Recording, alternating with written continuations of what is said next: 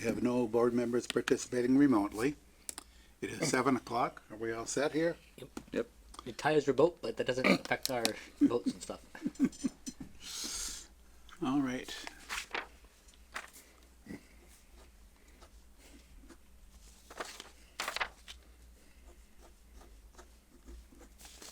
So Fiona's busy with something here. Are we ready to start the Oh, meeting? I'm sorry. I wasn't paying attention. Yeah. Okay, here we go. Recording in progress. All righty. Good evening. This is June 9th, 2025, and this is a meeting of the Grafton Planning Board. Somewhat newly constituted since the election had occurred. For the record, one of our newly elected members who was not previously on the board was on vacation and unable to attend the meeting this week. Normally, the first meeting after the election would be the time for the board to reorganize, but we will defer that until all the members of the board are present so that we can collectively decide how we want to organize ourselves for the coming year.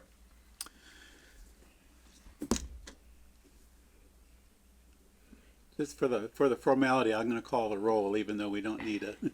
We strictly speaking, we may not need the roll call, but Justin Wood, Present. Bob Hassinger, I'm here. Greg Delamole, Present. David Robbins is present, Associate Member Ray Mead. Still here. Still here. Yeah, we knew we'd see you one way or the other. And Town Planner Fiona Coughlin, Here. Assistant Planner Natalia Allward. Present. I suppose if I want to be real picky, because Natalia is on Zoom, the formal roll call is not entirely inappropriate. So, proceeding with our meeting. Our first agenda item, as always, is public input.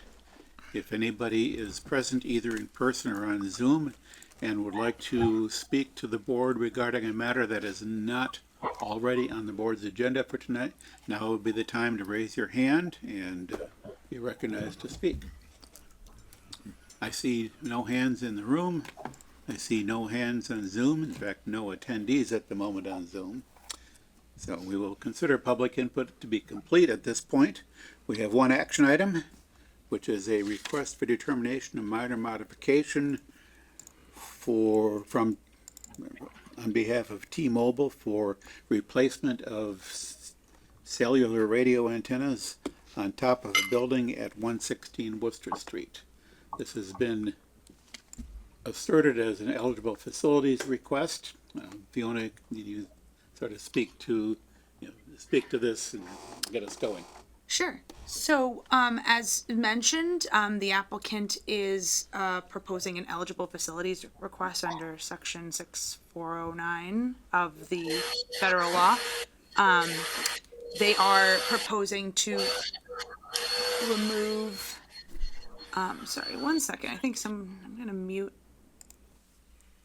Okay, there we go.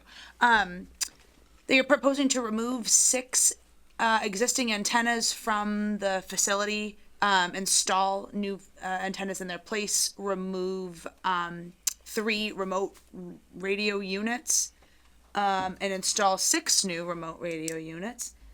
They're also proposing new hybrid cables, replacement of an equipment cabinet with a newer version, and the installation of a battery cabinet and, getting rid of any other remaining ancillary material that's not needed. So this is, this was reviewed by staff. I do know that the representative of the applicant is on, and I'll give him an opportunity to speak, but this request doesn't result in a substantial change to the size of the wireless facility in any manner. It's pretty simple chop and change for the most part.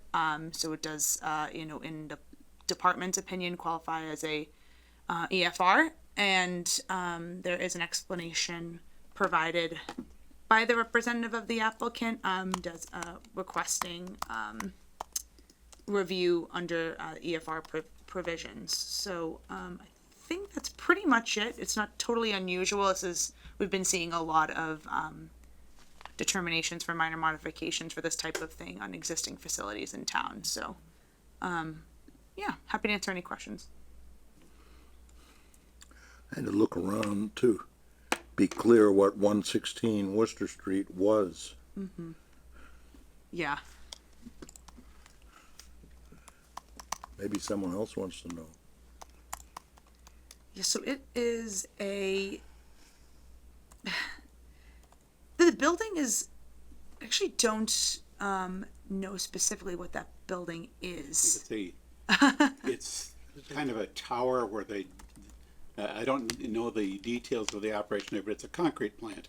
Yeah. And the specific location of the antenna is the top of what looks kind of like a tower that's Yeah. with various types of concrete processing equipment in it and around it. Yes. Yeah. I thought that's what it was, but I didn't want to say anything incorrectly. They still called aggregate? What are they called now? I can't remember the name. The sign in front of it That's my- says J.G. McClellan. Yeah, McClellan, yeah. The owner is officially affiliated in some way with Aggregate Industries. The sign that's all washed out. Yes. Yeah, that's why I couldn't Needing, remember McClellan. needing a little, This, a little TLC. For This those tower of is us who've located been out- around long enough, we remember it as Dauphiné Concrete. Yep. It has not been Dauphiné for many years. and it seems like the location of this building, from my perspective, it seems like it's primarily serving, both Grafton and the Mass Pike, since it's very close in proximity to the Mass Pike right there. Yeah. But I do have one question for Mr. Wolfrey, which is probably simple, but was I reading the plans correctly that there was no increase in height and no increase in the footprint of the off-pole structures? That's correct. Okay. Wonderful. Did he identify himself? No, you actually didn't. For the record, Mr. Wolfrey, identify yourself, please. My name is Adam Wolfrey. I'm the authorized agent for T-Mobile. Thank you. Yeah, I went ahead and asked him without asking who he was. Yeah, I mean, Justin's addressing the question to Mr. Wolfrey tended to imply that Mr. Wolfrey was representing the applicant, but Yep. as a formality, and like I said, for the record, everyone who speaks should identify themselves. So any other questions on the board? I move that the board finds this is an eligible facilities request and approves the minor modification. Second. Moved and seconded. Any discussion of the motion? Hearing none. Those, I think Ray gets to vote on this. It's a special permit.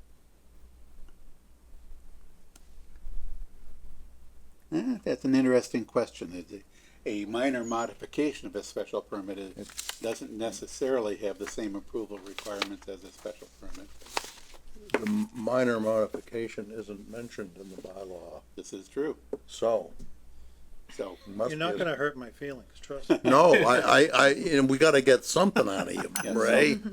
so I given show that up. there is some, potentially some ambiguity in, If it quantum doesn't of vote. count, it won't matter, In the- I predict.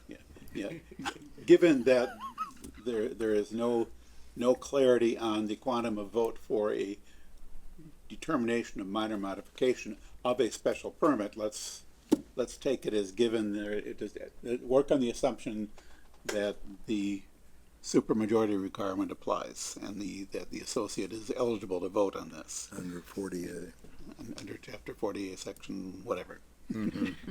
So, 7. given Well- that, I will formally designate the associate member, Mr. Mead, as eligible to vote on this particular motion. Having said all that, I believe I understood there to be no further discussion on the motion, so all those in favor say aye. Aye. Opposed? Motion carried unanimously.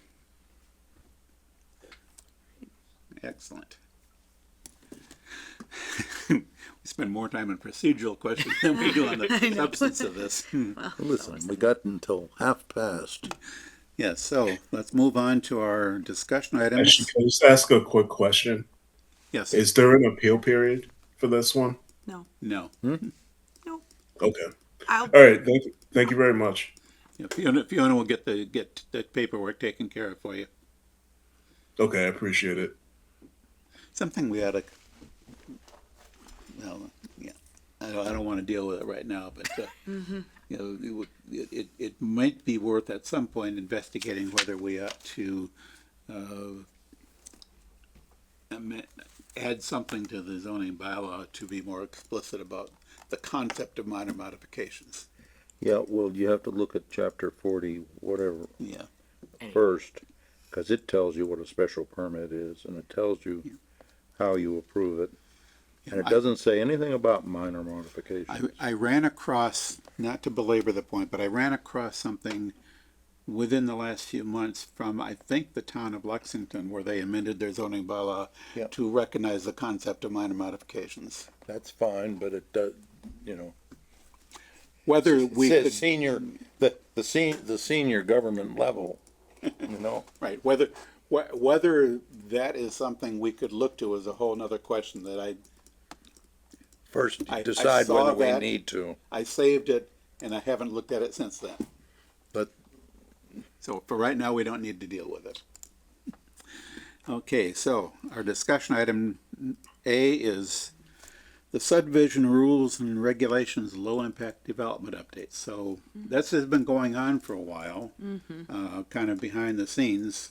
Yes. And Fiona's brought it to the board, and can you explain where it is and what the board is expected to do at this point, Yeah, absolutely. or So, being asked to do? so the town entered into a contract with VHB in 2023 to do an update of all of our local policies, really, and regulations to be more lid friendly, which is low impact development. So basically, you know, wherever we can, cut down on the use of impervious surface, making sure that we're channelizing stormwater and runoff to the appropriate infrastructure. And this all kind of ties into our MS4 requirements as well. So the planning department's been working with the Conservation Commission and DPW in coordinate, you know, alongside VHB to prepare these revisions. So they started with the complete streets policy way back when. That was very easy lift because there was only a couple of sentences changed there. That was approved by the select board in 2023. The next set of regs is the subdivision regs, which is what we're discussing now. So again, this started in 2023 with a significant redlined copy of the regulations done by VHB that was circulated for comment amongst staff, predominantly DPW, because they are going to be the ones that they're the ones that really handle the MS4, and they have the engineering know-how to really elaborate on some of those comments. So that was circulated. Those initial set of staff comments were taken into account. A second set of revisions was produced from there. Then that document was displayed for the board at I think it was June 2023 meeting. The board didn't have any comments or concerns at the time, really. So, you know, I think that there was a couple of kind of nits, really. I think that at the time there was a concern of just plows and making sure that, you know, curbing and plows are working in coordination and those types of logistics, but wasn't any significant commentary.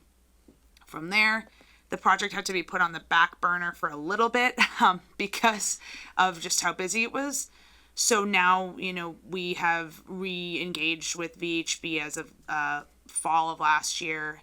We did another round of staff comments at that time. Staff really did not have anything significant to add. Any of the outstanding questions from the first round were either closed out or confirmed to be fine.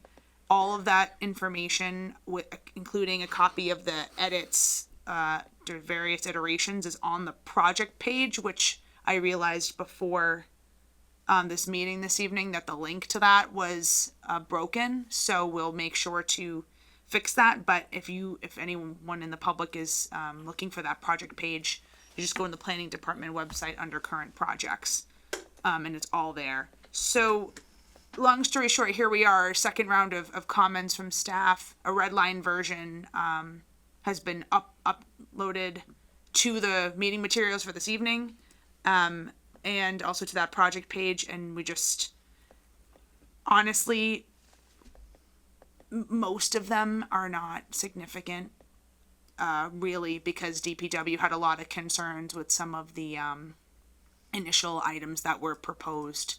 So it's really kind of recommendations more than anything.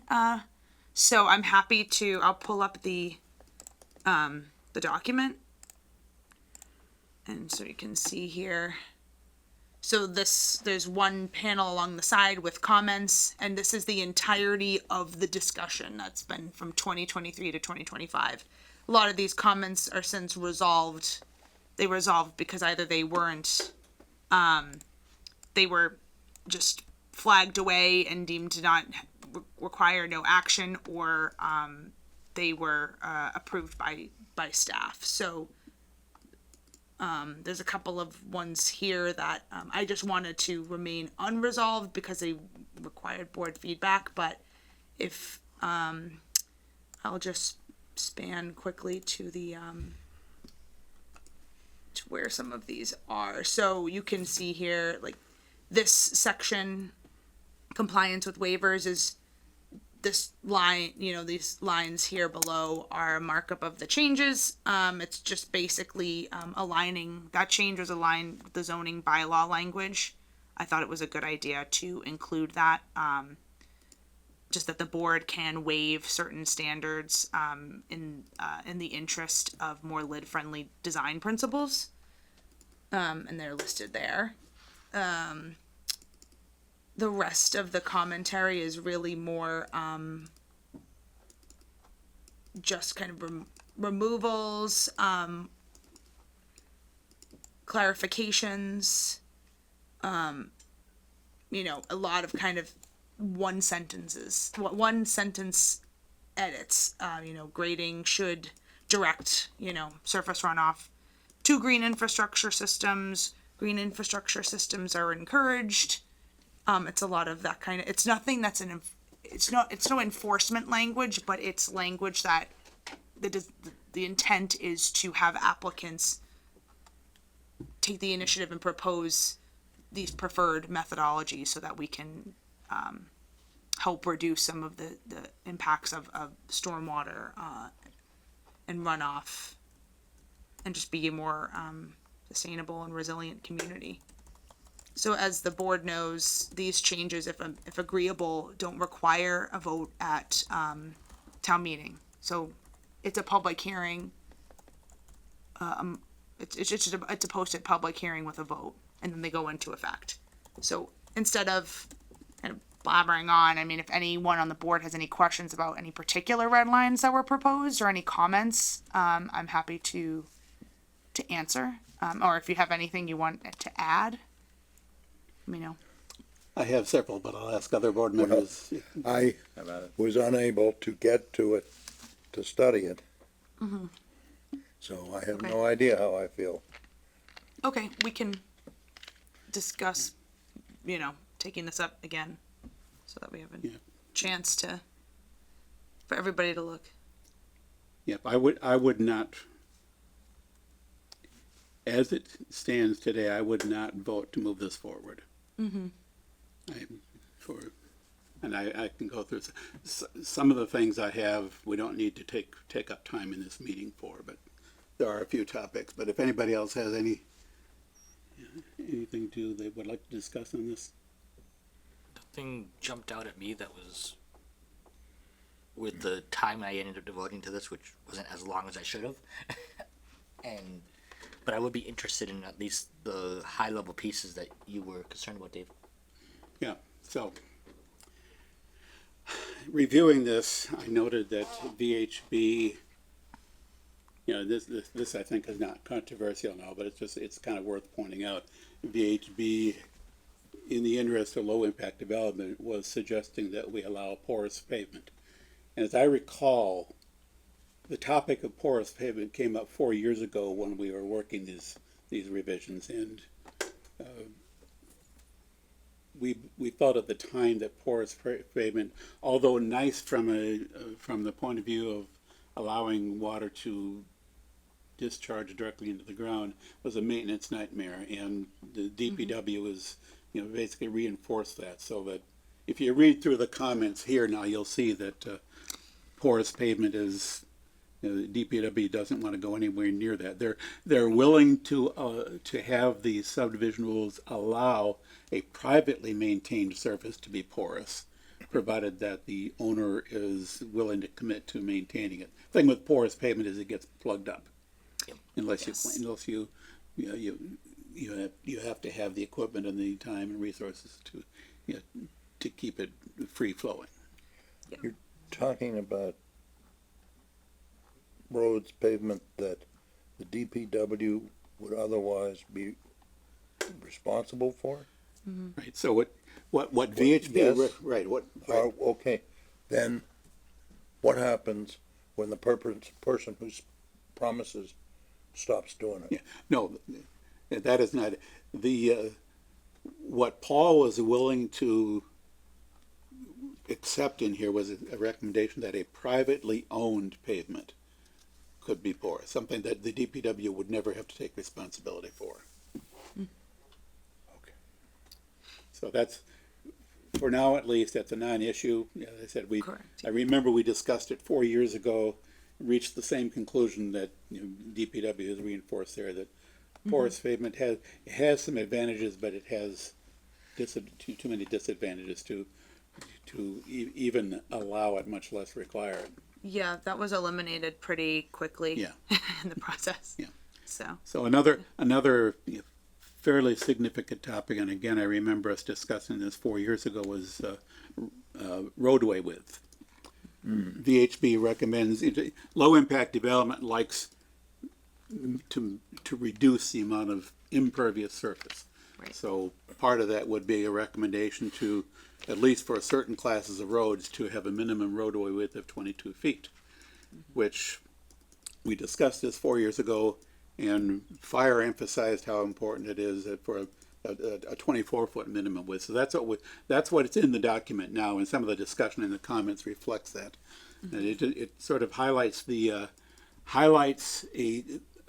case of conflicting objectives.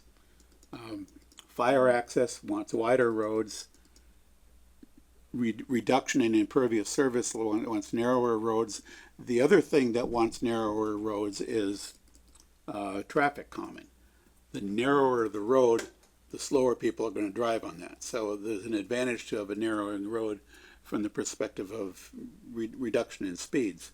But public safety has sort of taken priority here in terms of, and there was some discussion on driveway widths as well that also relates to fire access. So again, it's worth highlighting as an important element of the discussion here, particularly in the context of low impact development. But where the document is today with respect to that is not something I would propose changing.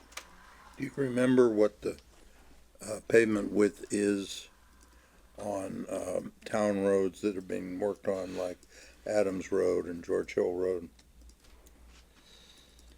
I think the pavement width on George Hill Road is 22 feet, and I think it was the same on Adams Road. Yeah, so there you are. So we have some existing roads that are not as wide as Fire would like. But these are existing roads that cannot feasibly be widened to make Fire 100% happy. There's a thing that I came across eons ago about requiring roads that are more than the town does. Whether you make a rule, but I haven't heard that one in a long time. But someone could complain, to challenge. And I've always wondered because obviously the existing George Hill Road and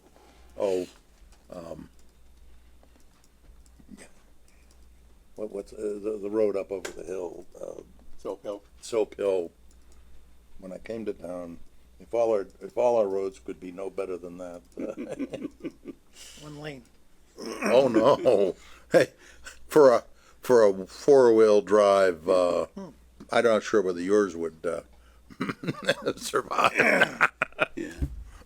I don't know, I spun a car around on it once, though.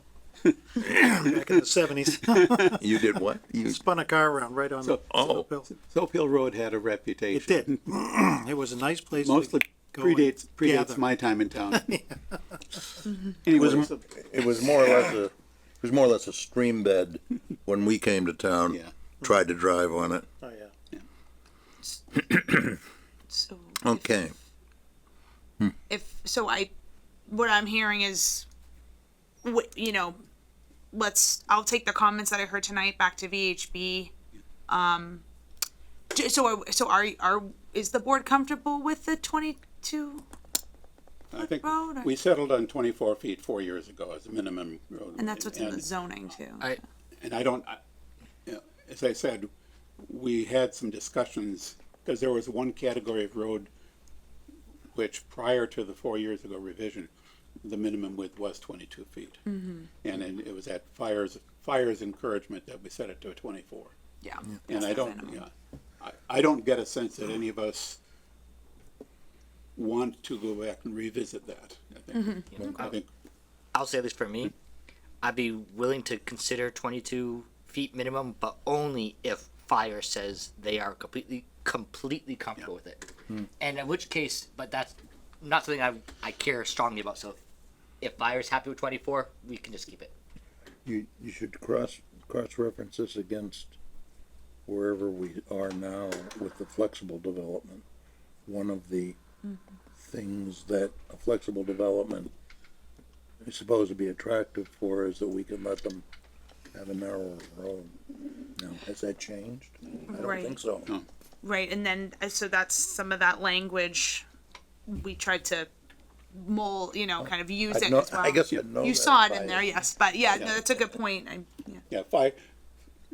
Yeah, in that section, but the proposed addition to this was basically copying the zoning bylaw, section 5.13. Copying 5.3.14, excuse me. From the major residential special permit language in the zoning bylaw, there is a paragraph about the board being encouraged to waive requirements. And Fiona has basically copied that into here, about which I want to come back to visit that in a moment. But anyway, Fire wanted to say that Fire wanted to be wanted the right to sign off on any waivers of that nature. Right. Yeah, that's how we arrived at it. So, if a developer wants to take advantage of these waivers to promote lid, they would need to sign off from the fire chief to do that. So And it's circumstantial. the point I wanted to make about this is that the references to sections of the subdivision rules were copied straight out of the ZBL, and some of them were wrong there, and they're now wrong here.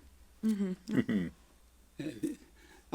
particular, there's a reference to, I don't want to belabor the point too much, I can go over the details with Fiona afterwards, but there's a reference to subdivision rules for cartway width. Those no longer exist. There's nothing in the subdivision rules about cartway width or anything that might be cartway width. And then some of the section numbers references have changed. So and that's really an update that should be reflected in the zoning bylaw as well. It's been on my list of things that really should be paid attention to for several years, and I just haven't ever elevated that to the point of trying to get any action on it. But if we're gonna add these into the subdivision rules, let's make sure that the references are current. I don't remember how many times we've given that flex development waiver, but I remember the first one I remember is, the extension of the subdivision off of Wheeler Road, that it was just a street and then came back around Yeah, Meadow Lane. Meadow Lane. And, not long after that was opened, a selectman, I think it was George Prunier, I don't know who it was, complained to me, it's too narrow. So, So, anyway, Yeah, we're roadway gonna be- width is something that, okay, well, as I Yeah. said before, with, there's conflicting goals here. And ultimately we'd have to try to balance it. But anyway, there are some detailed corrections that need to be made on that. it's half past. All right, I won't spend much more time, and I think most of what I have to suggest to Fiona is that I think we can take it offline. I do want to point out that there are several aspects in here that seem to be related to Flex. In particular, there's a comment regarding open space development. Our Flex is what the term open space development now refers to. And there's some suggested changes in here that don't seem to recognize that we have the Flex bylaw. Yeah, I'm not sure why it's not, that's not aligning. Yeah, so I don't know what copy of the subdivision or version of the subdivision. Yeah, and so and by and large, this doesn't necessarily relate to low impact development as such, other than the general concept of Flex being to reduce development, reduce the developed area, leave more open space. But as I said, our Flex already accounts for that. And in the master plan, we are recommending that we sort of review the current flexible development bylaw in light of some of the more recent developments, like, which is now codified in state law as open space development. And so we may find it desirable to deal with some of that topic in the subdivision rules in conjunction with whatever we do as an action item under the master plan to update flexible development. So I can give you some more detailed suggestions outlined here. This timeline, we're contracted with VHB through 2026, so there is some time, but they did also, as part of the scope of work, it's the subdivision regs, complete streets policy, and the zoning bylaw, so they still need to do ZBL work, which will be done in conjunction with our research on the flexible overlay. But yeah, if this needs to wait until we make more progress with the ZBL, then I don't see a huge issue with that, because this is just a public hearing for approval. And I don't see that everything here has to wait for that. I think there's probably much of what's proposed here, specifically to align with low impact development, doesn't need to wait for any update we do with Flex. That would be preferable, but we can talk. Yeah, I'm happy to. We'll regroup at the next meeting. We can work on that. The only other thing I'll mention, Fiona, on the roadway cross-section diagrams at the end, Yep. I have CAD files for those. Oh, great. Oh, nice. Awesome. Yeah, I did most of the work on this 4 years ago. Yeah, I have didn't all real- that stuff. Yeah, we were looking into, just for the board, and I won't take too long because I do know we're at 7:30, but, just for the board's clarification, the cross-section diagrams at the end of the document, are dated and needed an update, and I was working with VHB to kind of get that going. I did the best I could to update what I could in Adobe, but, so, the sidewalk, depth, the width was wrong, so I just updated that. But it was kind of hard to work with this file because it was like an old picture, and I was kind of limited and hoping for a better example. But now that we have the CAD files, that's going to be much better. Yeah, I think the flexible development name, this was just before me. Actually, I came in when, at the town meeting that adopted Flex, but I think it had been brought forward a year or so earlier, and had resistance. I think it was probably put forward as the usual name then, and I had the feeling that it was renamed to It help, was. to help. I think there was a previous version of that called cluster development. In fact, Yeah. the cluster development terminology shows up here in this current draft of the Okay. proposed You know, subdivision rules. because I think it was, there's a reference someplace at the state level. Yes, it was in state law as cluster development at the time. Right, and I think it probably came forward as cluster the first time, and because I figured at the time, because it ran into some vociferous objection from a couple of, one or two well-known people around town. I think the next time it came forward, revised, it had a different name.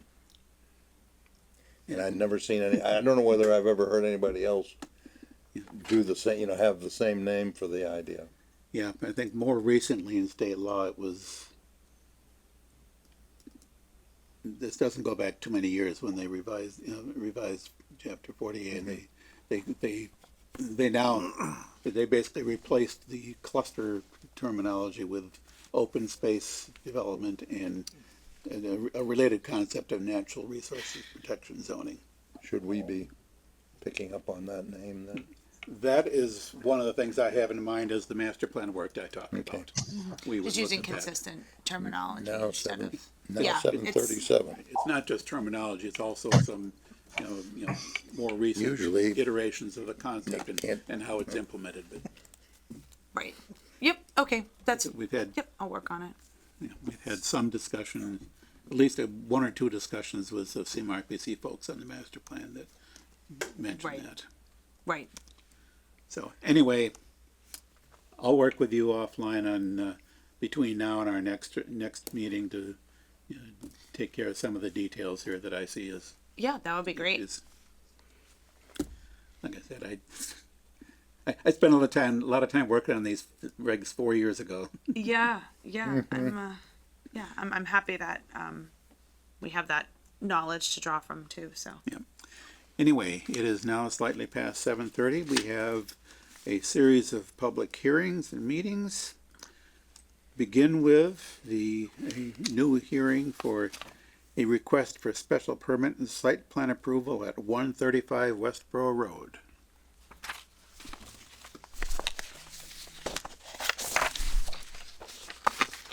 Okay.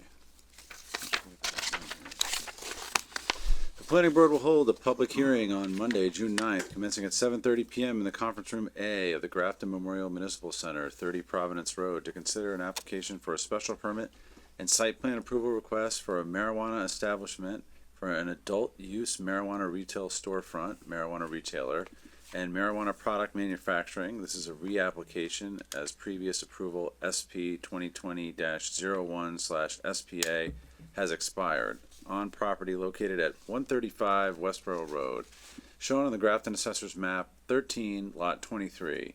Said property is located in an office light industrial OLI zoning district. The applicant owner is CBJD Holdings LLC. A copy of the application plan is available for public inspection at the planning department during regular business hours or on the Town of Grafton website, www.grafton-ma.gov, on the planning department/development project webpage.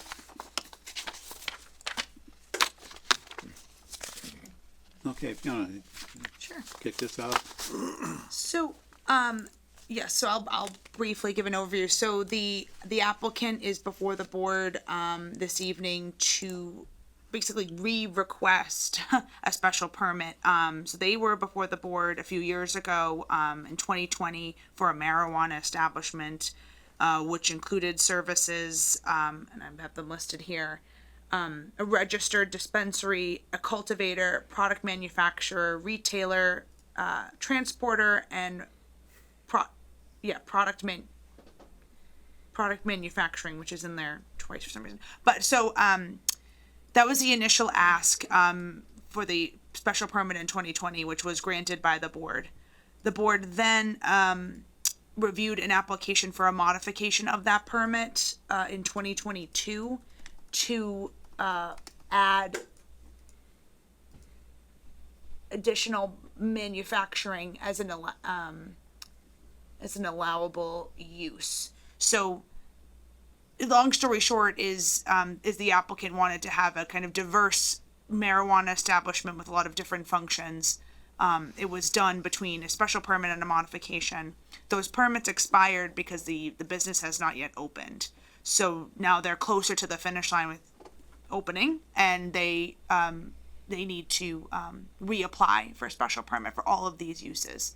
So essentially combining the two former asks in this new request.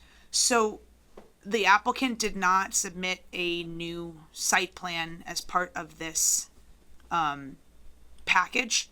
They are the site is going to remain unchanged from the last approved site plan in 2022.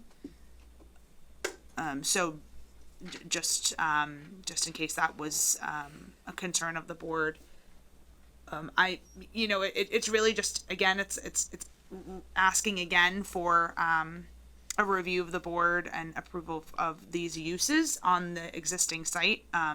And I'm not sure how close they are to opening. There's a couple of other things that I do want to discuss with the applicant, who I know is on, so maybe we can, that's all I have for an overview, and then we can delve into questions and specifics from there. So, on the site plan specifically, given the old special permit expired, has there been, from the modification, has there been planning and building department review of the conditions on that old decision in relation to site plan? So, if the town was already satisfied with the site plan as it previously had been modified and everything else, and was not changing anything beyond that, I don't think I have a concern necessarily, but with the old decision expiring, we do have kind of a situation where the old decision had not been fully realized, but the site plan has been modified based on what we have put into that decision. Okay. Am I making sense? Kinda. I think so. I think I got it. So, what I think I'm hearing is that the implementation, has the site been, have the updates that have been approved by the board from 2022 been implemented in real time? Every set of conditions, all the way through, occupancy and everything else that would have been checked with regards to those site plan changes. Have they been done and validated by the town? So, I myself and the building commissioner did reach out to the applicant not that long ago because there's some restriping that remains to be done. My understanding was that he was waiting for approval to do that.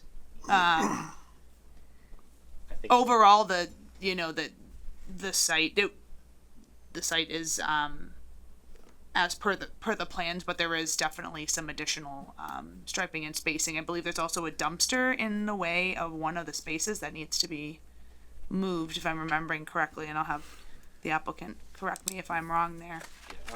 I'll say if there's stuff that still needs to be done in relation to the previous approval and the previous site plan that we had, it probably should be part of this record and incorporated in any decision entries. Just I'm not asking for a new plan, submitted by the applicant. I'm just saying we need to have it in our record of what we expect the outcome to be. So I would think at a minimum, the record of this proceeding would incorporate all the submissions, or at least all the relevant submissions from the previous, particularly the latest plan, and basically everything relevant from the previous decision. Because what the idea is, we're in effect, we're being asked to reinstate the previous approval, and if nothing has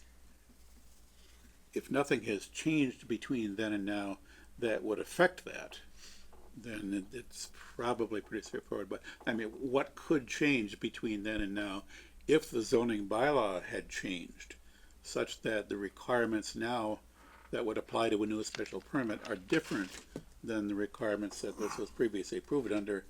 That would be an issue. I don't believe any such changes have happened.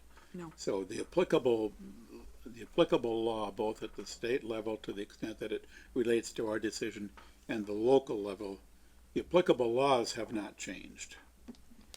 Which basically, that does not invalidate the previous decision. If conditions on the ground have changed in some way, that would, in other words, if the way things are today, our approval probably would have been different, that's a potential concern. But I'm not aware of any changes of that nature either. That some of the work was completed or performed, at least partially completed, under the existing approval. What we're being asked now is to essentially reestablish that approval to allow the work to be completed as it was originally planned. Am I stating that correctly? Yes. Yeah. My only concern was if we are waiving the site plan requirements for this decision, but then not including a site plan, not including the Right. things we have Right, in order to stand alone, the decision would have to incorporate all the appropriate documentation that we already had, that are already been used. So Yes. that's why I'm trying to express it in terms of incorporating, at least in effect, referencing in some fashion all the relevant documents that led to the previous approval. And that's in the record. Yep. Yeah, I'm not familiar with every single waiver request, but I think, the applicant as part of this, if so, I apologize if I'm reiterating what everybody already knows, but the applicant as part of this submission submitted the old 2022 previously approved plan with this new ask, so it's just resubmitting and having that site plan couple this ask. So, The new ask, what are you saying the new ask is, other than what it was in 22? He's asking for a new special permit Right. for all the same uses that were previously approved, accompanied by a site plan that was previously approved in 2022.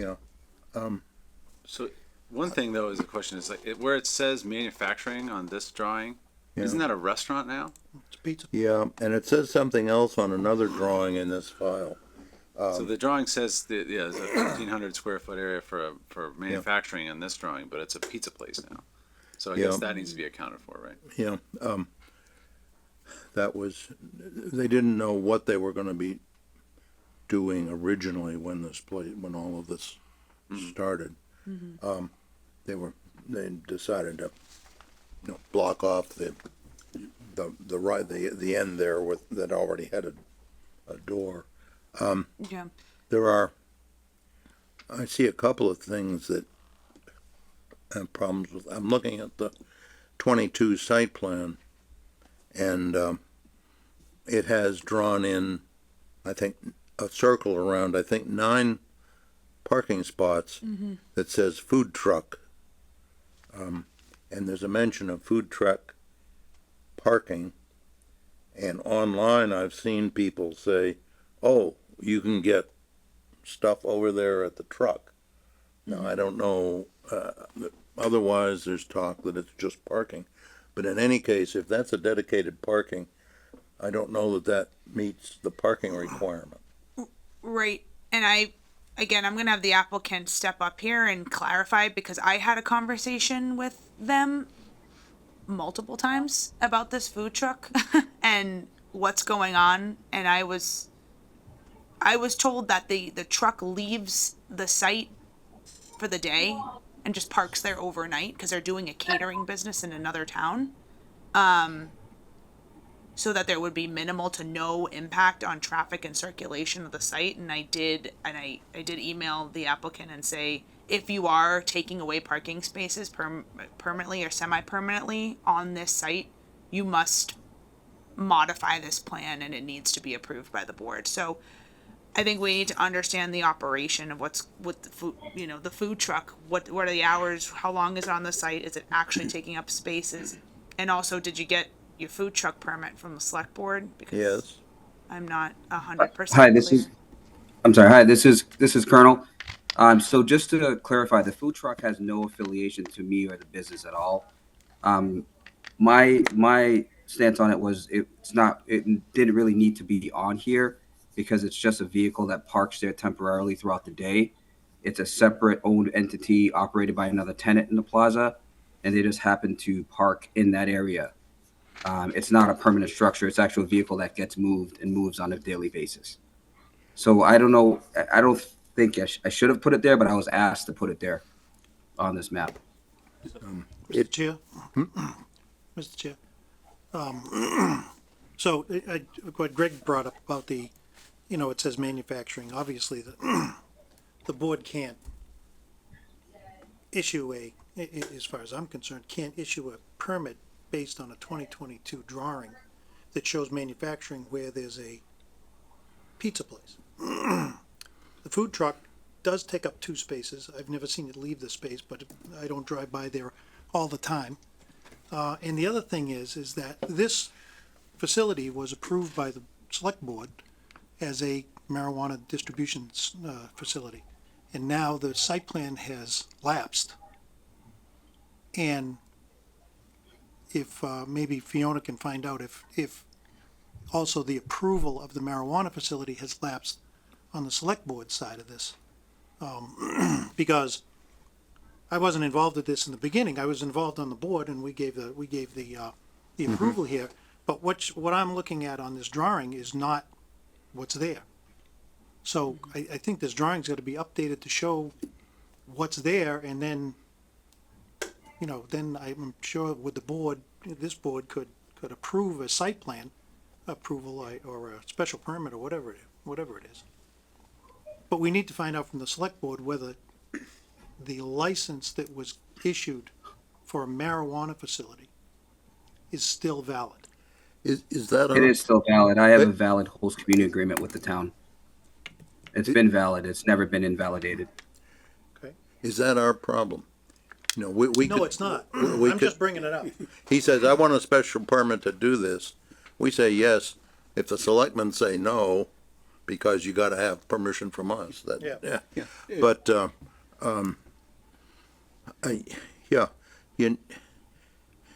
you need to have a site plan that is based on the uses and the calculations for parking that the bylaw has. If the uses have changed, I don't know, manufacturing, I don't remember, how that go, what the numbers are. Yeah, we did. But this is, Just to clarify though, cannabis manufacturing is not what you'd imagine a typical manufacturing. Manufacturing license is required for us to buy bulk cannabis flower and break it down into smaller quantities. Yeah, but- but the license type is called manufacturing. I'm not So worried that about, allows us to create I'm not worried about joints. what you're manufacturing. In this, I'm worried about the fact that you may have different parking requirements Yeah, I think, under the bylaw. In any case, there is no special permit active at this time. I don't know how we can extend the current special permit. I think we have to do a special permit. yeah, we are being asked to issue a new special permit. Yeah, but the process, we have to have documentation. And the circles 9 parking spaces where it says food truck parking. To that food truck, I do have a concern if the food truck is taking away parking that would have been designated as part of the parking requirements for this business or the combined requirements for all businesses, then we might have an issue. Because when we did the initial approval, I remember we were really tight on parking for this property. And taking 2 away for food truck that, yes, it can move, yes, it's a mobile vehicle, but taking 2 away that's part of one of the business operations of this property means the capacity allowances for this property has to change. If the food truck sells anything, has any customers while it's here, that should add to the parking requirements. Yes. Because there are people there parking to get their food. So this, I think at the end of the day, we can't move forward with the drawing that's here, right? yes. I think Yeah, correct. that's kind of a key point, is that Okay. we need to be clear on what portion of the building and what activity within the building is this special permit intended to cover. Because as it stands, the building has 3 different tenants, There's, and no, so with 3 different tenants, the special permit is, the ask for the special permit is for one tenant, the marijuana business. And so that's for a portion of the building. And so we need to, at the very least, the plan needs to be clear on what this, what exactly the special permit is intended to cover. don't forget that there's activity, at least there was, in the basement. Also, right? They used to make pretzels down there. And I don't remember what all is down there. But that's The basement unit is not used for anything. The pretzel company went out of business during COVID. oh, too bad. They were good. And Mr. Chair? So anyway, Yeah. currently, the special permit for a marijuana business is for a portion of the building, and that needs to be clear from reading the material submitted to the board as to what exactly is covered by the special permit. And Mr. Chair? One other point I wanted to bring up for Mr. Booth and the board is the traffic study that we have on file for the marijuana portion of this business was done over 5 years ago before COVID. It was 2019 in November, I believe. And then there was a other thing in the record of 2020. And I know our initial expectation of what a marijuana business might pull in as far as traffic is not anywhere near what we're seeing. So the board may not have an issue with the existing traffic study, but there has been a lot of development in that area and ongoing development in that area of Grafton, as well as potential new uses in the property that may make us want to require a new traffic study. And I know that might add work. I don't know if the board wants to opine on that tonight. I think we need to know, better define the whole picture. We can't just be looking at the marijuana part of this. It's called retail on this plan, because the parking serves all the space in the building. So the building, the parking has to match what the whole building needs, and we need to understand that.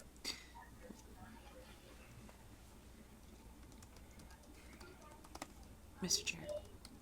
Yes. So I'd like to clarify what Bob just said, understanding the uses on this site and how each of their individual parking calculations come together to make sure that you're providing adequate parking is what the board is talking about. So there's a certain minimum number of spaces per type of use. Typically that goes on the plan. And then we need to understand how that the minimum number is being provided depending on the business on the site, as well as the effect of the food truck. Is if the food truck is taking up 2 spaces versus 9 or whatever, and it doesn't affect the parking availability, then that's a good thing. But I just want to reiterate what the board is talking about and just make it clear, and that the parking calcs really should be put on the plans. And as Mr. Hassinger said, Park- the food truck is. Do you mean parking counts in regards to total spots?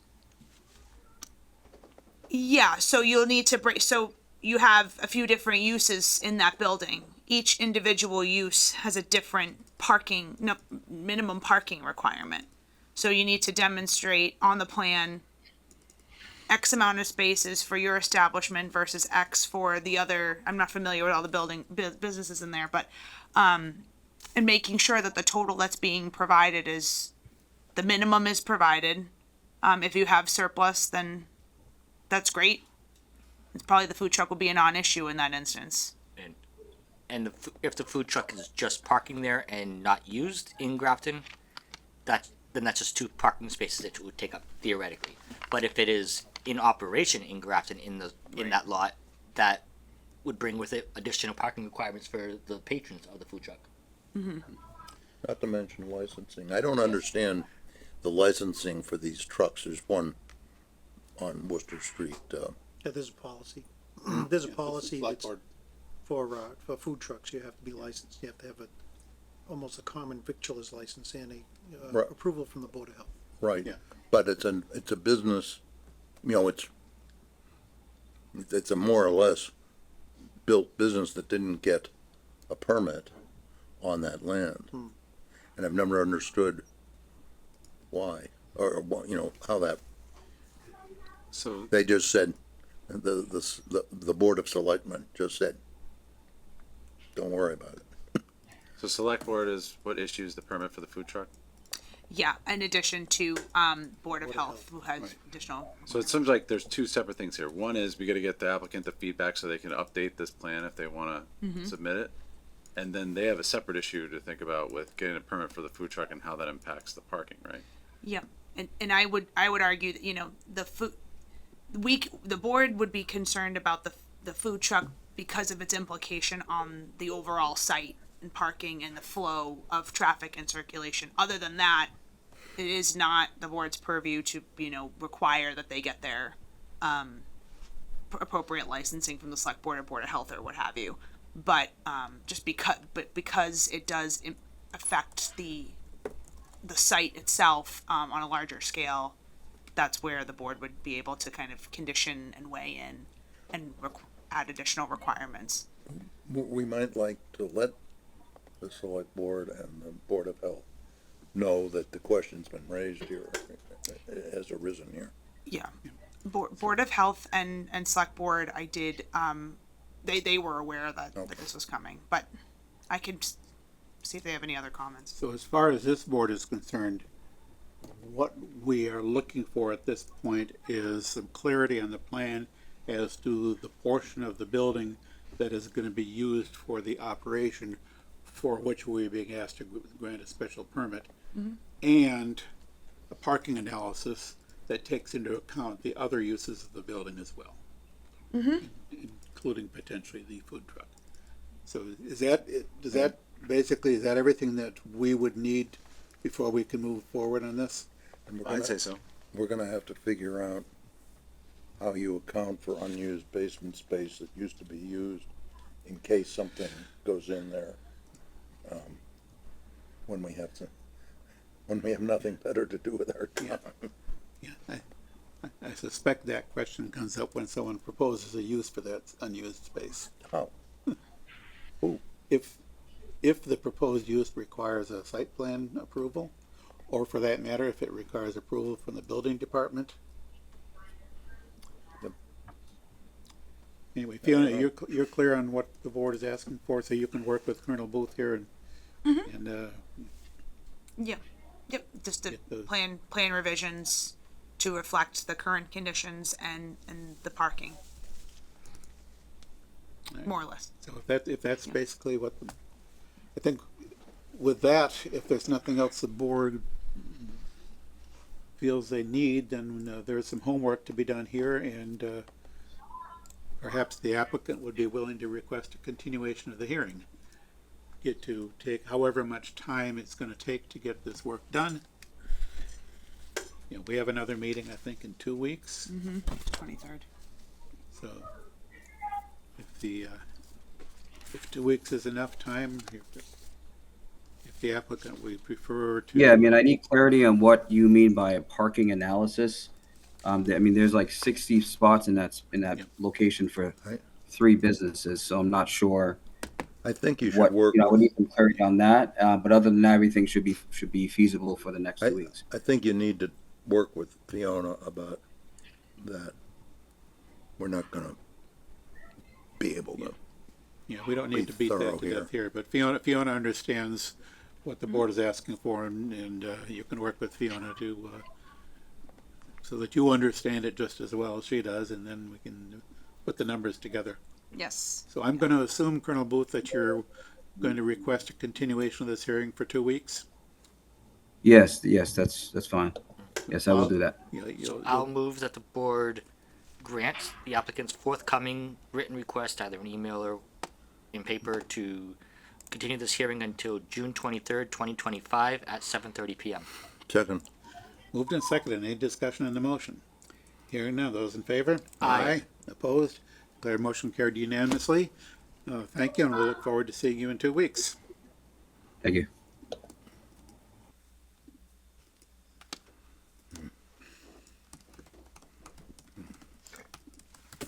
All right, our next public hearing, also a new public hearing for a request for special permit and site plan approval at 53 Browns Road. All right, pursuant to sections 1.5.7 and 3.2.3.1 of the Grafton Town zoning bylaws, and the planning board will hold a public hearing on Monday, June 9th, 2025, commencing at 7:30 p.m. in Conference Room A at the Grafton Memorial Municipal Center, 30 Providence Road, to consider an application for a special permit and site plan approval request for keeping of livestock, including horses, chickens, and goats, and a 12 by 16 foot coop with fencing on less than 5 acres of property located at 53 Browns Road, shown as Grafton Assessor's Map 76, Lot 9.A. Said property is located in an agriculture A zoning district. The owners and applicants are John and Shannon Atchu. A copy of the application plan is available for public inspection at the planning department during regular business hours, or on the Town of Grafton website at www.grafton-ma.gov on the Planning Department Development Projects webpage. Okay, Fiona, can you get this started? Sure. Don't really have much to add. The applicant is coming before us before the board for a special permit because of the size of the lot. If it was 5 acres or more, it would be allowed. They are proposing a fenced-in area and shelter. Is it a shelter? Yes, a fenced-in area and shelter for up to 2 horses, or maybe a horse and 1 to 2 goats, as well as a chicken coop with a fenced-in area which allows them to roam. The house is very far set back from the street. There's significant vegetation surrounding the property, pretty far apart from the nearest home. So yeah, I really didn't have any concerns. The overall footprint of the shelter and the coop is minor compared to the size of the lot itself. There's no impervious surface proposed. The board may recall that so it's a little tough on GIS to see what this site is, because it was formally, it hasn't been updated in the assessor's records yet, and therefore is not reflected accurately on GIS. But it's a former 51 Browns Road went before the board for an A&R in 2023 to divide the lot into this property. And now they have built a home, and now they're seeking a permit for livestock. So I don't really have anything else to add. This is in the water supply protection overlay district, but again, there's no implications to stormwater or drainage or concerns on that front. Obviously, the applicant, we can talk to them about this, but it's septic and well, so we just need to make sure that there's adequate,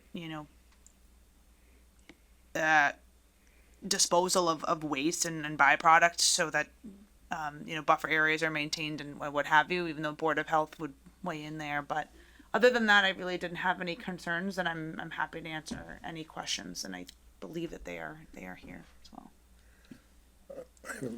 You guys have anything you want to add before we get into discussion?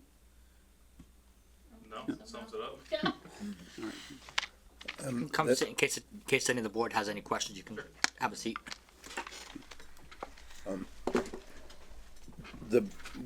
What I found online shows me a plan with, I guess, the division of the previous lot.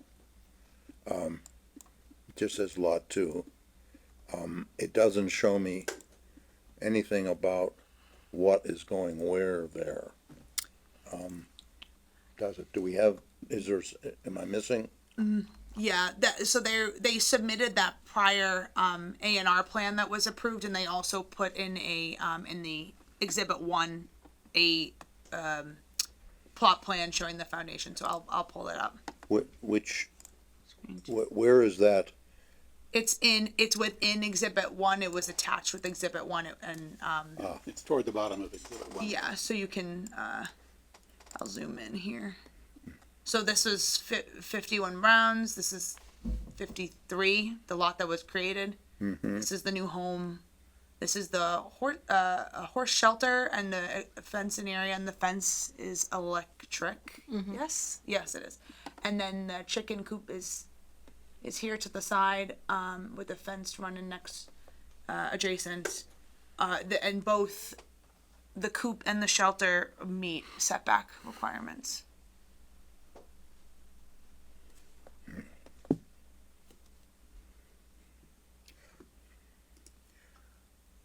Any roosters? I'm interested in, because we speak of roosters particularly in backyard chickens, and how do backyard chickens overlap this? Yeah. I Well, Need to clarify that. no intentional plans. Sometimes they do come, but I have resources to rehome them. I have in the past ended up with an accidental rooster that I was able to rehome.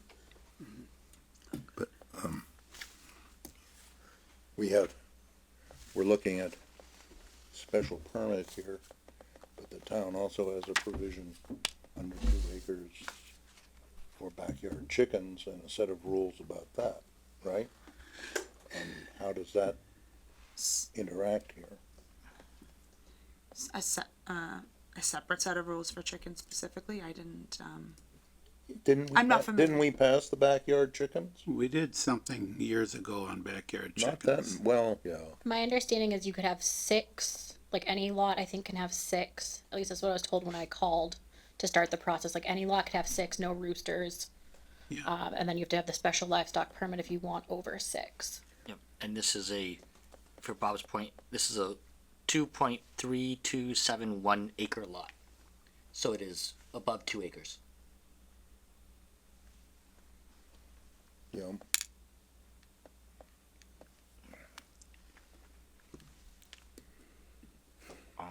Yeah, I It don't. it just seems like when we've had this sort of thing before, we've had more about how waste was dealt with and so on.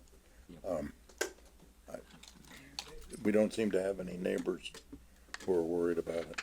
I assume they've No. got notices.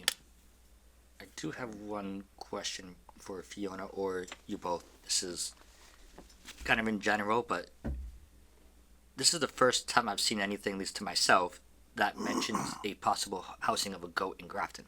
Are you aware of anyone else in Grafton, either of you, that own a goat currently? Yes. Okay. If you don't mind, say I'm curious who or where. I don't know their address. They have over 6 acres, so I know that they don't need the livestock permit. Yeah. I don't know where they live. I don't know. Okay. But I was just curious because I know I've seen a lot of random general across the country social media where goats get out, they climb on house roofs, and you get phone calls from the fire Yes. department. You definitely have to have good housing for them. They can be escape artists, so a lot of people recommend having like electric netting over whatever they're in so they can't go vertical and out. Yeah, and they can be loud too, from what I've seen on social media. Like a couple miles away in woods, people go running because they hear a child screaming, and it's really a goat. Things like that. But yeah, otherwise I don't. I think I remember in some past special permits for keeping of livestock, generally speaking, whatever. Yeah. It may be oftentimes it's horses, but in some past permits we have included a condition regarding the disposal of waste and protection of things like septic and wells from the potential impacts of waste. So in terms of that, assuming that the board is comfortable dealing with that as a condition of the permit. I think, Fiona, you can probably look up some other past permits of this nature and yeah. see what what might afford.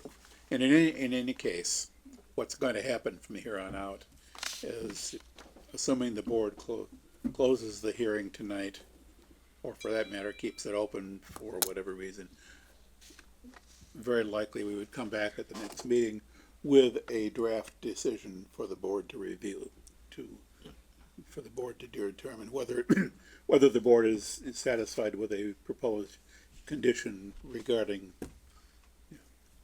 the handling of animal waste. Okay. The only other thought and question I kind of have, and this might be a softball, so to speak, question, but AI has told me that horses should generally have like 1.5 acres to 2 acres for grazing if you're going to be grazing. So, I'm assuming that this is sort of outside the purview of the board to decide, but assuming you're going to be doing, things like just hay feeding and, exercising, otherwise general stuff. But I figured I'd ask. And So as long as they have constant forage base, whether that's hay or grazing, is sufficient. Yep. Like where my horses are currently kept, they're in like a 12 by 12 stall, and probably in like a 60 by 20 like paddock is where they go out during the day. So pretty comparable to what okay, I plan to recreate. so good to me. There was a reference to a couple of goats. Are we talking about one horse and 2 goats, or are we talking about only 2 large animals? So it'd be like one horse with a goat or 2, or the 2 horses. I have 2 horses.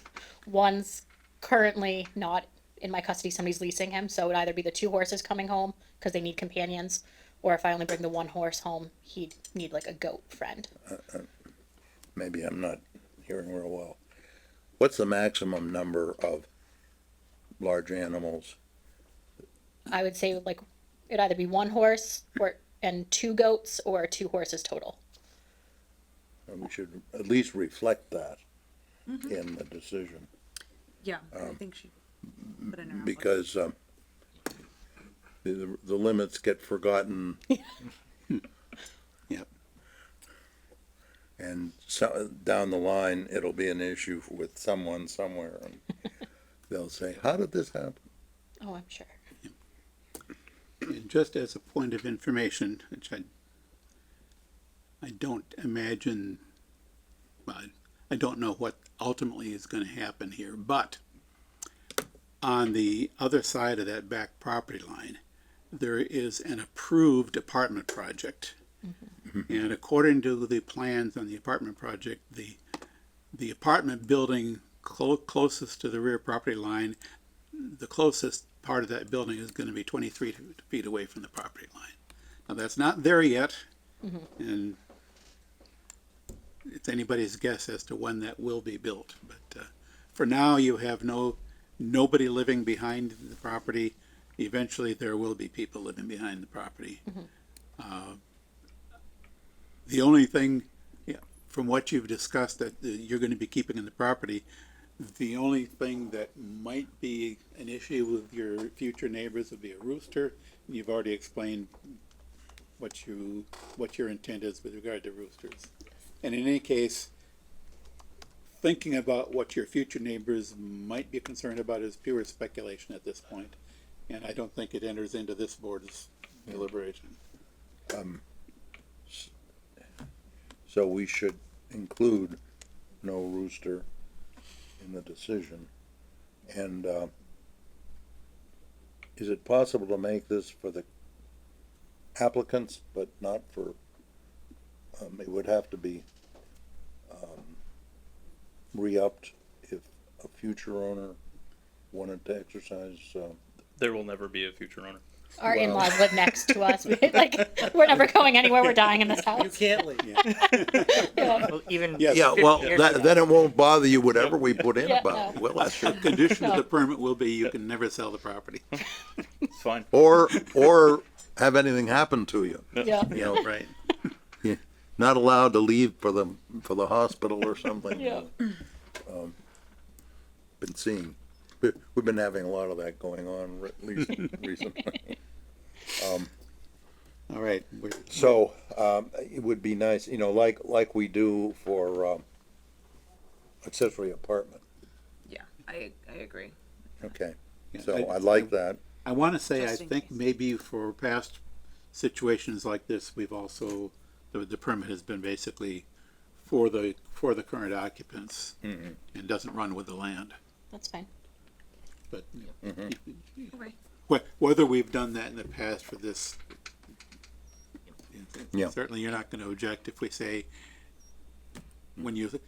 if you were to ever abandon the property, the next owners don't get to take advantage of this permit.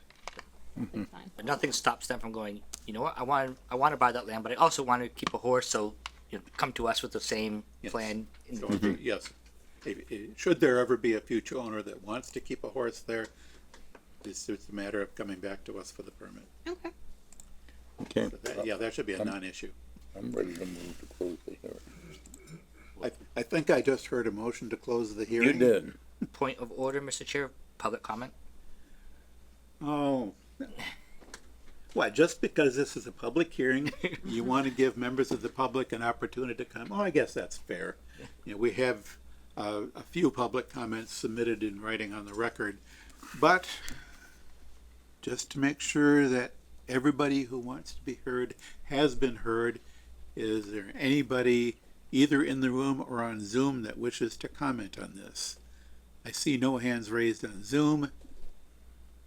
I see a hand raised in the audience. Well, good thing you stopped me there, Justin. Just up here, I need to name and address, please. I'm Rachel Malora. I'm 57 Browns Road. Hi, neighbors. I just came here to support you. I didn't understand how this worked. I thought we were voting, so so I just wanted to say I support you. I'm excited about the animals, and it's good to meet you. We'll bring you some eggs. Yeah. That would be amazing. Thank you. It looks like we might be you. having littles together. See, I read, she's the one that had the comment, so I knew. There you go. I'll make my motion again. All right, now officially we have a motion to close the public hearing And I will direct second. staff to draft a decision. And I will say, Moved and seconded. Any discussion of the motion? Hearing none. Those in favor? Aye. Aye. Opposed? And this being a special permit, Aye. No ducks. actually, on the motion to close, Thank you. On the motion to close, on the motion to close the public hearing, we don't have a supermajority requirement. You're not eligible to vote on that. But on the draft decision, what if he moans? I should have got more write-in votes. really, Should have gone out and actually done something. so, so So- Yeah, I asked you. our next I meeting asked will you. have Did I? a decision that staff will have given us that we can then vote on, so that's when the formal yes or no will come. Okay. It seems like we're pretty much in favor, but officially it'll come with a decision. yeah. And then appeal period and everything else that staff could tell you about, and we can go from there. I'll follow up What did I tomorrow. just ask? Amazing. Good. Okay. Thank you. Thank you. Thank you.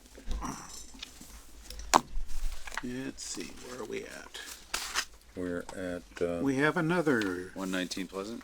119 Pleasant Street, a request for a modification of an existing special permit and site plan approval.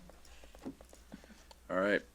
Pursuant to sections 1.5.7 and 1.3.3 of the Town of Grafton zoning bylaws, the planning board will hold a public hearing on Monday, June 9th, 2025, commencing at 7:30 p.m. in Conference Room A at the Grafton Memorial Municipal Center, 30 Providence Road, Grafton, Mass.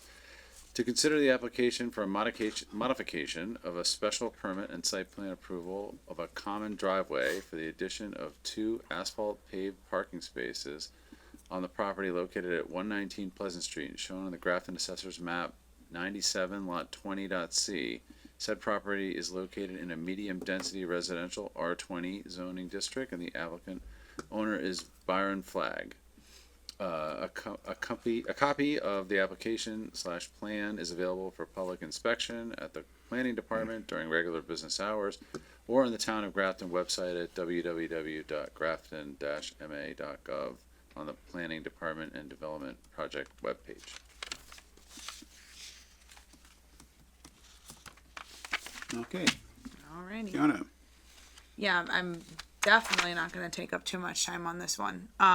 So the applicant is proposing essentially a small bump out to accommodate 2 parking spaces, which can also service as a turnaround area for public safety vehicles at the end of the common driveway on the property of 119.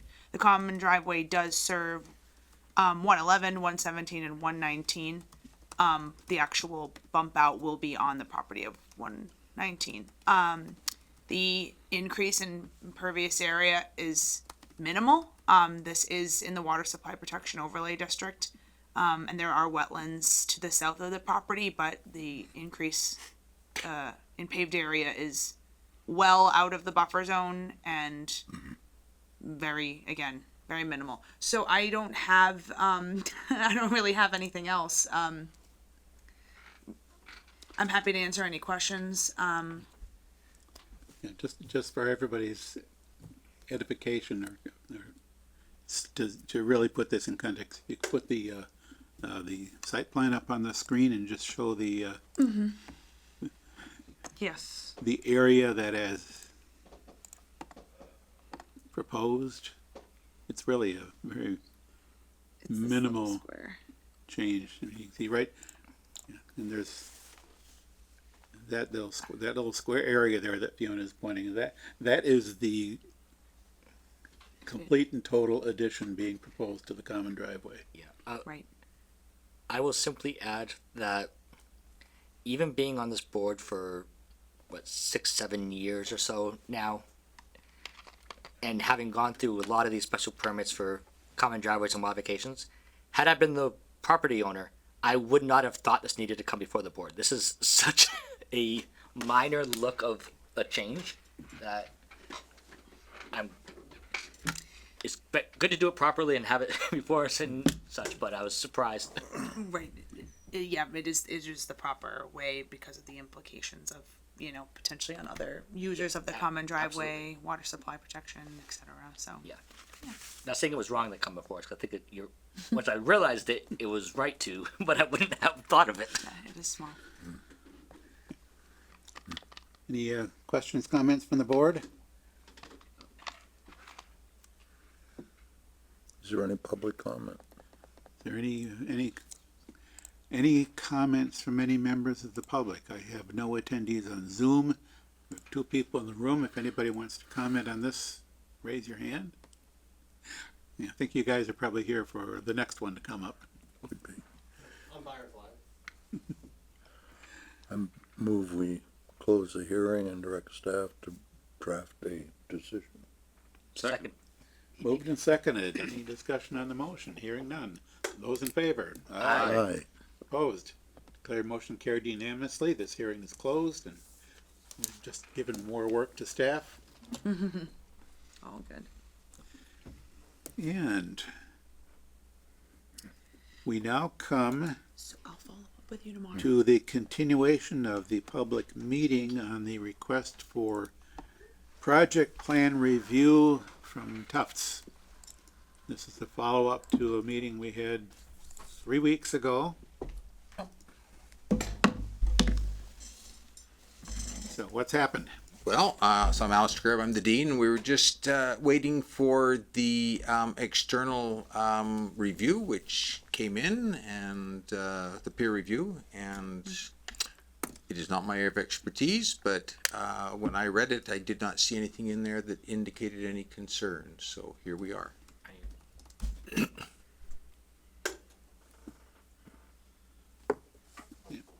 Any, my sense from the peer review is the same as yours, that I didn't see that Graves had any remaining issues that need to be resolved. I'm not aware of any other issues that will remain to be resolved. Fiona? There was just 2 very minor comments, which is definitely no reason to hold this up. But just, adding a detail to the plans, regarding the pavement cross-section construction detail. And, there was a comment, some of the detail on the existing manhole, so the access cover on the existing manhole has pick holes that extend entirely through the cover and they can be a source of inflow. So Graves just recommended, that be replaced instead of reused, and I actually don't know if that would warrant any sort of change on the plans. I think it's just a comment, but I do know that Graves did reach out to Matt Maynard because he CC'd me on an email with that detail. So sewer department's already aware. So other than that, yeah, there's no issues. Even the board have anything more?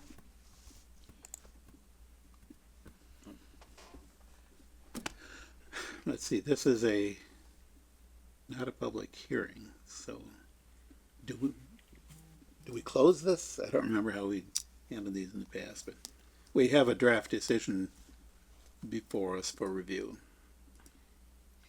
Yeah, we advertise this as a hearing, right, Natalia? Even though technically it's a meeting, but we still take public testimony and send abutters notices, so. Alright, so let's, Yes, Which advertises it's a public meeting. It's not a public hearing, but we do advertise it, although a little bit differently. And we do send out notices. We kind of follow the same type of procedure. so let's, But it's whether not a it's public needed or hearing. not, I move that we close the public meeting. Second, alright, I will note for the record that we appear to have no members of the public in attendance who could offer up comments if we asked for them. I think So we're safe. I will proceed with a motion to close the meeting. Any discussion of the motion? Hearing none. All in favor? Aye. Aye. Opposed? Declare the motion carried unanimously. Fiona, as I mentioned a moment ago, Fiona has drafted a decision for us to consider. move we approve it.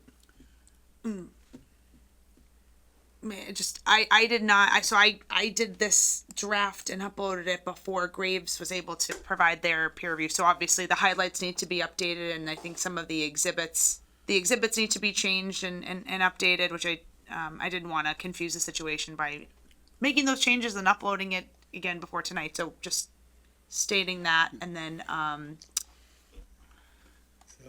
there's a finding 21 just needs to be fixed to reflect what the record, so. So I think I heard a motion to approve the decision, the decision as drafted with favorable findings, filling in the blanks that are noted on the decision, and any further changes that might come up during discussion of the motion. Was that my understanding of the motion? You made the motion, Bob. Did I? No, I didn't. Did I? All right. Yes. That's that's exactly pretty what much- you said, Bob. Then I second. All right. Yeah. And I have one small nit to pick on finding 16. Okay.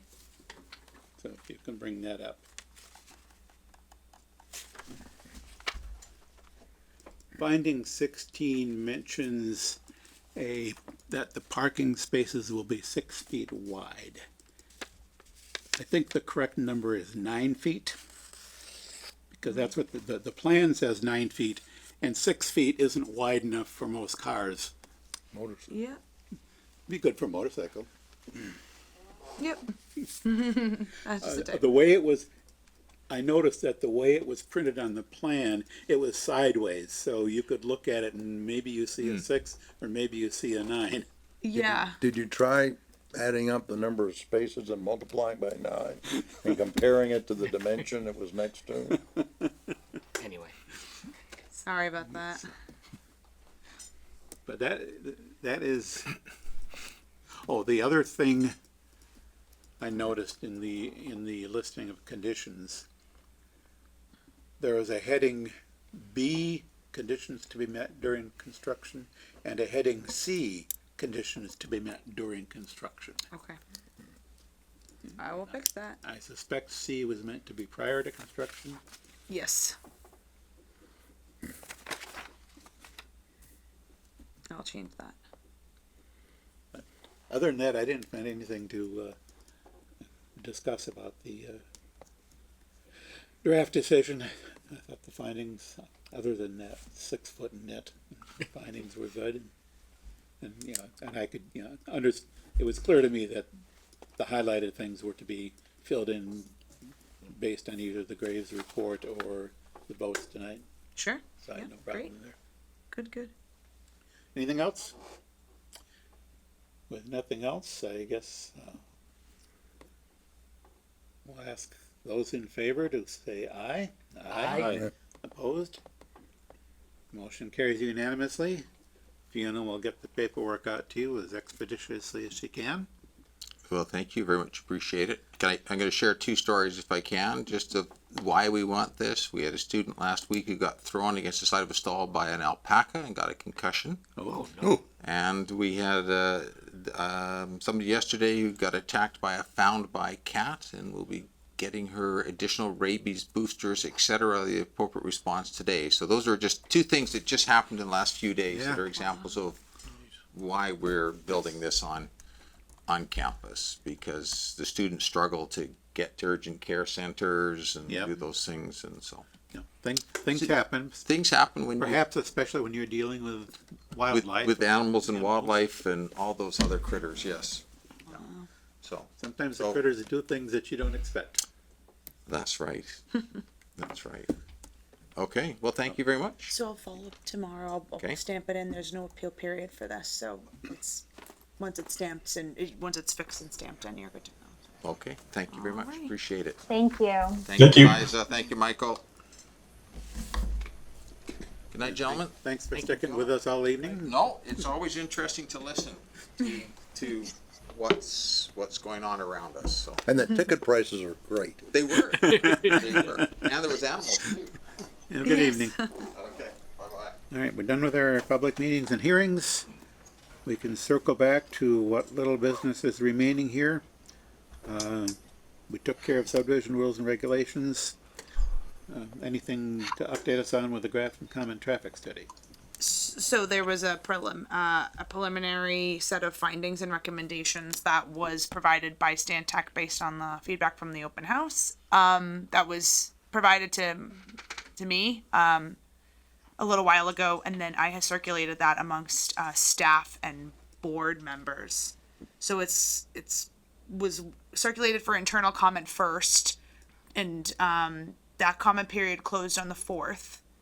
So Stantec is now going through those comments and incorporating them into a second set of recommendations. They are going to be presenting that to me on Wednesday of this week, and I will post it publicly at that time. So that's where, and we don't, I don't anticipate, I'll have to talk to Stantec, I don't anticipate having an extended public comment period because this project is only through the end of June. I mean, I would like to have 2 weeks, and I think that that's feasible. But we just do need to kind of think about that. So I will.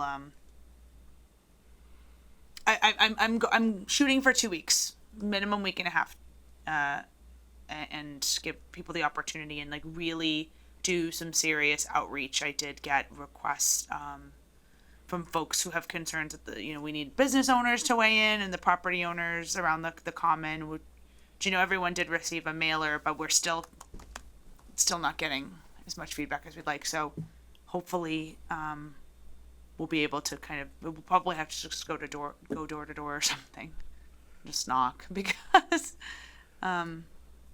yeah. So that's where it's at. I'll have more information after Wednesday. Again, for anyone out that's listening, there's a stakeholder group.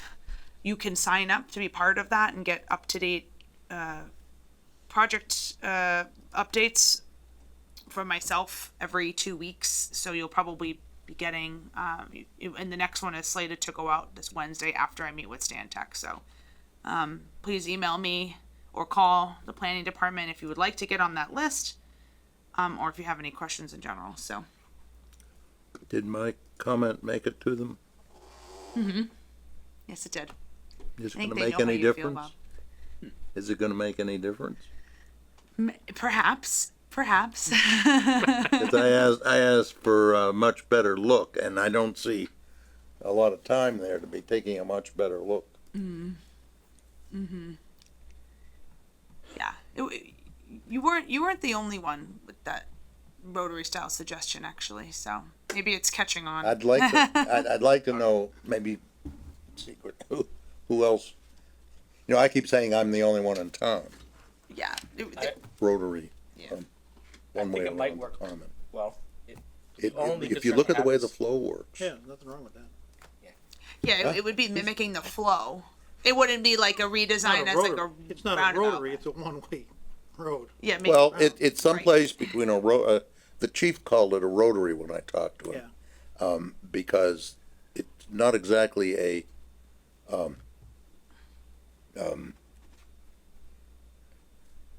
can't think, what's the name? The, The roundabout. roundabout.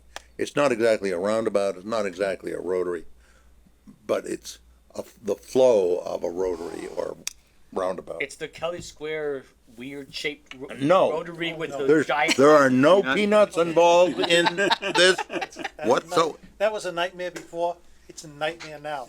Yes. It's only a No. different night. No, it was no problem to get through.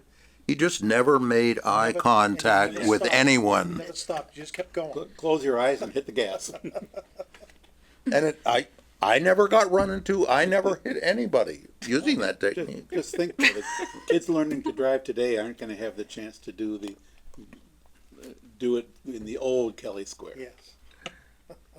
So Fiona, are we at, is there like a set of recommendations or we're still not there yet? Like Yeah. what is, yes. So that's they what's gonna be published soon or, okay. Wednesday. Yeah. Okay. Yeah. It's strategies and recommendations. Okay, Who, I move which we, town department or committee decides what to move forward with? Technically, it would be the select board, because it's the select board's, so it's one of their goals, and that was why we went after. We went after it in the first place. Obviously, this has implications on planning and land use and what we do all the time. So the buy-in from the planning board is significant, but the approving entity is the select board. We do not have a subcommittee or any other, there's a stakeholder group, but there's no appointed body that is overseeing overseeing this and has authority over it besides the select board. I wonder if this, I'm interested in the making it happen part. And maybe it should go in master plan It's in there. as an, Yep, the as an addendum or, the whole. The master plan has an action item that basically covers this. Now, the follow-up to that, the follow-up to the action items in the master plan, which is the making it happen part, we haven't flushed that out fully. Yes, yeah, we'll be hearing about it, eventually once the plan, if the plan's approved, so. Can I move to authorize paying the bills? Well, No, I was but I was about to get on to that agenda item, so I will take it that, we'll take up the agenda item, and there has just been a motion made to authorize paying the bills. Second. And the motion has been seconded. Is there any discussion of the motion? Hearing none. Those in favor? Aye. Opposed? Declare the motion carried unanimously. We have minutes of a previous meeting, the November 4th, Move 2024 approval. meeting. Second. Motion made and seconded to approve the November 4th minutes as drafted. Any discussion? Hearing none. All those in favor? Aye. Aye.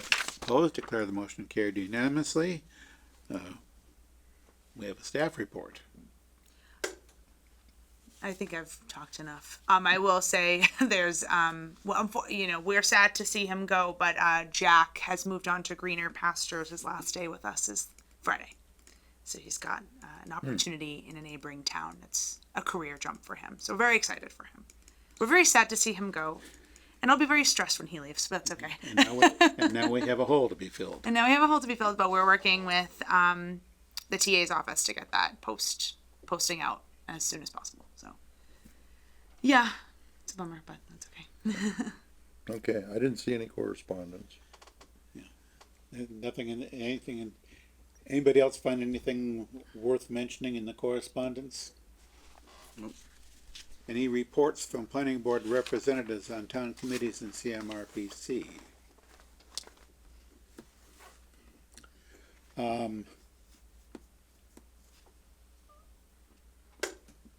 Although I don't think I'm technically the planning board representative to the master plan working group, I do want to make sure to mention, I should have remembered to mention this at the beginning of the meeting, but for anybody who's watching this meeting before Thursday the 12th, this is kind of a last call for public comment on the draft master plan. The details are, you can find them on the town website in various places, among other things, the planning board page, the planning department page. But there's still an opportunity to submit public comments in through the master plan page. And if I'm not mistaken, the public comment period is closing this coming Thursday, the 12th. At The end 12th, of the yes. day on the 12th. I'll make a wild guess though that anyone that is watching our meeting till this point before Thursday will have already submitted comments to the master plan if they wanted to. That's quite likely. But I didn't want to let the meeting go by without Yes, thank you. making a plea for last minute review and comment on our master plan. After this, the master plan working group will be meeting a week from today to sort of review all the comments and last minute updates that may have been done. And with any luck, we'll be able to say that the plan is basically done. Yes. Yay. 3 years of effort. Nothing more. So, No other items that may lawfully come before the board. I'm sure we don't need to extend the meeting past 10. Yes, we do. move we adjourn. Second. Moved and seconded that the meeting be adjourned. All in favor? Aye. Opposed? Unsurprisingly, the motion is carried unanimously. Amazing.